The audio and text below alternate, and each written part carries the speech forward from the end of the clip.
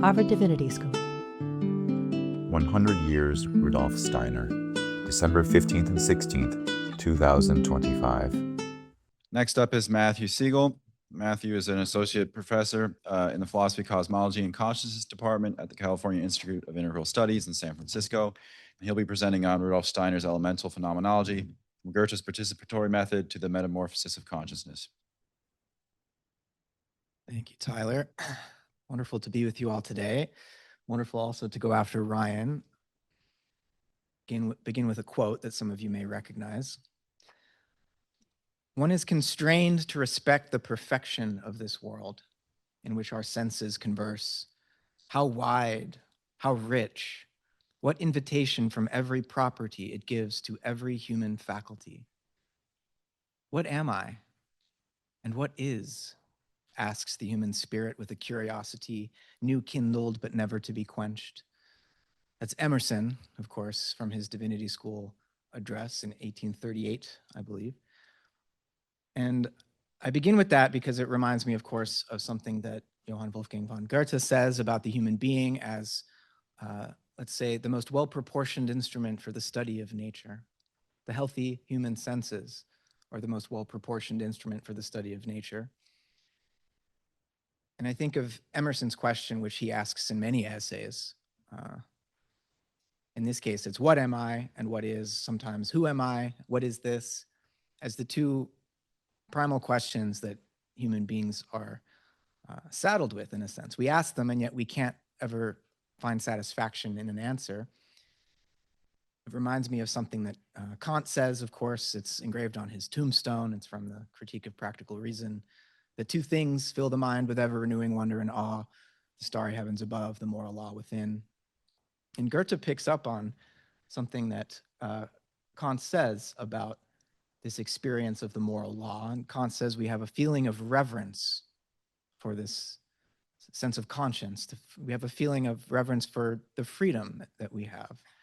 And despite all of Steiner's disagreements with Kant, I think he agrees with where Goethe goes with this. Goethe asks, why, if Kant allows us to pierce into the spiritual world through our experience of freedom, why can't we, through a similar intuitive process, understand the formative forces of nature so as to participate in the primal being as it manifests in the natural world? And so, taking Goethe's statement seriously that the human being is the most perfect instrument for the observation of nature, I want to begin with myself and my own journey to Steiner's work. I studied with Robert McDermott as a graduate student. We read in a course that he taught called Krishna, Buddha, and Christ, we read Steiner's Gospel of Luke. That was my introduction. That's what Robert chose to offer us by way of introduction. And it's an invitation to jump right into the deep end, the two Jesus children and all of that. I wasn't quite sure what to make of Steiner's reading of that gospel and the other gospels, but then I started to read his work on Goethe, and I started to understand the context of his work coming out of German idealism. And I realized that here was a way within my own tradition of the West to discover a way into spiritual reality that didn't require appropriating indigenous traditions, didn't require appropriating Asian traditions, but came out of this stream of thought that I felt like I belonged to. And that was very valuable to me. And I also learned at the same graduate school from the cosmologist Brian Swim and the writer Carolyn Cook, who developed this idea coming out of Ursula Le Guin's work called autocosmology.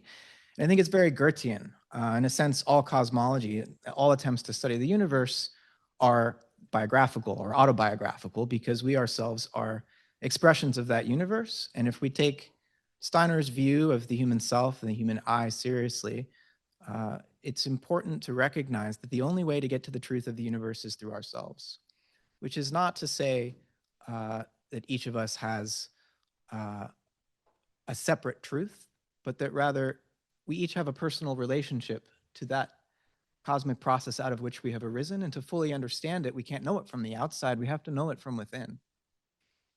And that's a totally different kind of science. And as Steiner tells us from his study of Fichte, the I, the human self, is the one element in all the world that is never simply given to us. It's something that we must create or destroy, moment by moment, thought by thought, feeling by feeling, deed by deed. We are creating ourselves and others. The self is not isolated. It's discovered in relationship, but we have a responsibility to that. And so coming into Steiner's work as a graduate student and then discovering my way into scholarship, studying the work of Alfred North Whitehead, left me saddled with this dilemma, which is to say, I think Whitehead offers us a way into natural science in the 20th century, looking at the revolutions in science and physics which occurred in the early 20th century, relativity theory, quantum theory, and building on that to articulate a view of the world that would be organic, that would be living, but that would be potentially, because of his own mathematical and physical background, taken seriously by academics. And then I have Steiner, who has been important for me in my personal life spiritually. And I've always been, for the last 10, 15 years, a bit hesitant to bring him too much into my scholarly work because of the risk of scorn from fellow academics. And so when I heard about this conference, I was delighted and terrified because I've done a little bit of work. I've cited Steiner in some footnotes in some publications, but to really come out and say, hey, I take this perspective seriously, is really the gift of this conference. And I'm delighted to be here to offer some insights here. I know my abstract said I'd talk more about Goethe, but I can't miss the opportunity that Ryan has given me to deepen a bit into Whitehead, because he sort of laid out a nice introduction for us. So let me share with you what Whitehead says about the task of philosophy. He says, this is from Process and Reality, philosophy is the self-correction by consciousness of its own initial excess of subjectivity. Each actual occasion contributes to the circumstances of its origin additional formative elements, deepening its own peculiar individuality. Consciousness is only the last and greatest of such elements, by which the selective character of the individual obscures the external totality from which it originates and which it embodies. An actual individual of such higher grade has struck with the totality of things by reason of its sheer actuality, but it has attained its individual depth of being by a selective emphasis limited to our own purposes. The task of philosophy is to recover the totality obscured by the selection. That's a lot. What I want you to note there is the way in which I feel Whitehead is speaking to us in this time of the consciousness soul, where we feel most isolated from the life of the cosmos, where we feel most individualized. And he's saying that philosophy is the attempt to correct that, he calls it excess of subjectivity, which I would say, to put it into anthroposophical terms, this excess of subjectivity is a result of the evolution of consciousness leading to a point where there's a certain limitation on our perception, where we're limited to perception of the sensory world and to abstract intellectual reflection upon that world. And it's also a limitation of our sense of purpose. Even if as individuals we may strive to move beyond a materialistic outlook, we live in a materialistic culture, which has cut us off from these deeper spiritual currents of the universe. And so what I want to share a little bit about in 10 minutes or so is how Whitehead's understanding of a participatory epistemology helps us make some sense. By us, I mean open-minded, intellectually curious people who may or may not be in the academy, how it allows us to take Steiner's methods seriously, even if we might want to be critical of specific claims that he makes. Because the challenge for me really is, how do we become peer reviewers of someone who was clairvoyant or claims to be clairvoyant? And that was Steiner's challenge to us as well. if this is a science, it means we need to be doing peer review. But if only one of us can see the spiritual world, you can see the problem. So one of the things Whitehead says is that all epistemological difficulties are actually disguised ontological problems, right? And so if we solely focus on the realm of epistemology and how we know something and think that we already know what reality is, we're just trying to figure out how we come to know it, we're going to be stuck with paradoxes and contradictions. And so Whitehead goes to work reimagining an ontology where human consciousness is a special form of something that pervades the entire universe. And so he says, we feel cut off from the external totality, but we still have truck with the totality of things. There is a traffic between us and the universe. The ground of consciousness and the ground of the cosmos is one ground, right? And so speculative metaphysics is possible. And I think the promise of anthroposophy is that it doesn't need to remain speculative. It can become experiential. So many of you probably know about Rudolf Steiner's light course that he delivered late 1919, early 1920 to Waldorf teachers. And he says something then that he thought would be impossible 35 years earlier when he was editing Goethe's scientific works. He says, it is now possible for there to be a Goethean physics. In the 1880s, he didn't think there was because the Newtonian paradigm was still pretty solidly in place. By the 1920s, relativity, quantum theory were already totally shaking up the foundations of science. And so all of a sudden, Steiner realized, oh, now we can begin to sow seeds in children to maintain in them an experiential connection to phenomena like light, color, warmth, and so on, and then later teach them the mathematical understandings of these phenomena. But Steiner felt it was very important to have that experiential grounding first, lest we mistake the mathematical models for the phenomena. Whitehead was concerned with the same problem. In the 1920s, 1920, in fact, he gave a series of lectures later published as The Concept of Nature. And what he does in that book, it's a work of philosophy of science, is he distinguishes between two types of thought about nature. On the one hand, there's homogeneous thought about nature, and then there's heterogeneous thought about nature, which includes the fact that we are thinking about it. So homogeneous thought about nature, he says, this is what natural science does. But he defines nature for the purposes of scientific study as what we are aware of in perception.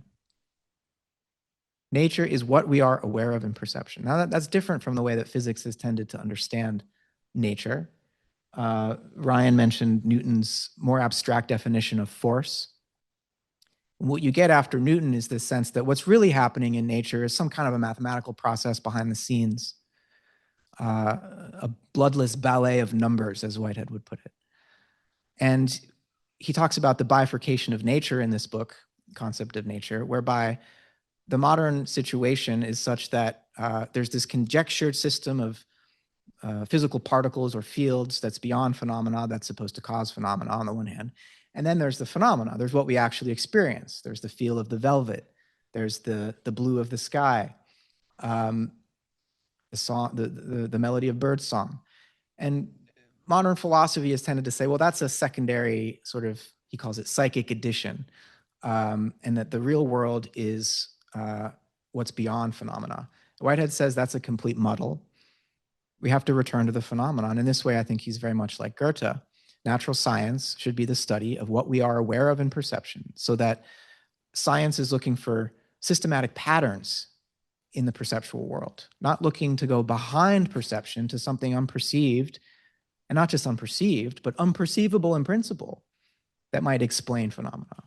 Whitehead thinks that's a wrong turn, and in this way, he certainly agrees with Goethe. Now, Steiner, of course, is intensifying the Goethean method and turning this sympathetic observation of the formative forces of the living world, turning that observation back upon the observer and engaging in a metamorphosis of the researcher, whereby we come to realize that our virtues as selves that our own virtue has a lot to do with how nature will show itself to us. And so this modern dichotomy between fact and value and whatnot can't stand. A loving attention directed towards a phenomenon in nature allows that phenomenon to reveal more to us than it otherwise would, right? And so this means that we can't just bracket consciousness. We have to consider the quality of our consciousness if we hope to deepen our knowledge of the natural world. Let me read you another couple of lines from Whitehead so you get the sense for just how Goethean he was. And he wasn't directly influenced by Goethe in any conscious sense. He says, according to the view which I am putting before you, there is nothing behind the veil of the procession of becomingness, though there is much pictured on that veil and essential to it, which our dim consciousness does not readily decipher. Indeed, the metaphor of a veil of appearance is wholly wrong. Reality is nothing else than the process of becomingness, of which we are dimly conscious. Every detail of the process is open for consciousness, though in fact our individual consciousness is only aware of a very small fragment of what is there for knowledge. So, do you hear the Goethean sentiment there? He's saying there is more to be seen in this process of becoming that shows itself to our perception. But when we deepen our sensitivity, what we see are richer perceptions, not something behind the veil. It's like the philosophy of science that both Goethe and Whitehead are suggesting to us is resisting this idea that when you take in a theater performance, if you really want to understand the play, you should rip the curtains back and look into the dressing room to understand what's being performed, right? To get reality naked and raw. But that's missing the point, right? The point is what's happening on the stage. And sometimes there are layers of meaning that it takes sustained attention to deepen into. But the point is here, rather than thinking of this old dichotomy between reality and appearance, I would say that Whitehead's ontology is an aesthetic ontology. Usually we think of aesthetics and ontology as very different studies. But he is saying, rather than think of a veil of appearance that's hiding us from the truth, we have to think of reality more as an artistic process. And he does say that, and that human consciousness is in some sense a product of that artistic process. And then we engage in our own artistic projects, having ourselves already been an artistic expression of the cosmos that we come out of.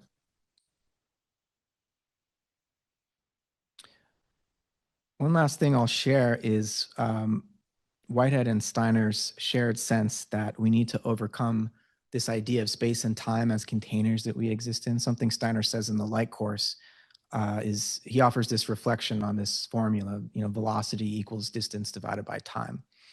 And he says that we're usually led to think of distance or space and time as the real things, and velocity is somehow a construct of this mathematical equation. Where Steiner says, no, it's velocity that's most real. Space and time are ways that our human organism measures and coordinates itself in the world. Whitehead says the same thing. He says that the extension of space is the ghost of transition, right? And so rather than think of ourselves as we tend to in a materialistic culture as somehow inside space and time, like a container that's full of three-dimensional bodies, what Whitehead is suggesting is that what's fundamentally real are these creative events. Our consciousness is one example of the creative events that are composing this ongoing cosmogenesis. And this is a perspective that many physicists are now adopting, right? And so there's a convergence, I think, between physics and these more speculative or esoteric perspectives. Whitehead says that the physical world is in some sense a deduced concept. Our problem is to fit the world to our perceptions and not our perceptions to the world, right? And this goes back to what Ryan was saying about Newton. There's a point where modern science became divorced from experience, despite the fact that it's supposed to be empirical, and started creating a picture of the physical world as a mathematical construct. And then went about thinking that that mathematical construct could somehow cause our experience. right? Whitehead's trying to reverse that. And I think once we have reversed that, anthroposophy, Steiner's spiritual science, begins to make a lot more sense. Steiner finishes his light course, and this will finish my talk as well, by talking about the way that this materialistic picture of nature and the technoscientific approach to the study of nature that was already becoming so prevalent in his time is destroying the world. Science is not value-free. Science has a religious interest in the truth, right? And so if we can reclaim science as a way of inquiring through our own humanness into the truth, which would not be behind appearances, but itself an enrichment of appearances, then I think we can not only avert the danger of the technoscientific destruction of this living planet, but also the transhuman destruction of the human being, because more and more of these methods are being turned onto ourselves. Right? So it's not just the world that we're destroying ourselves as a result of this materialistic approach to science. So thank you for your attention. I hope we have time for questions. Really glad to be here with y'all. Sponsored by the Program for the Evolution of Spirituality. Copyright 2023, the President and Fellows of Harvard College.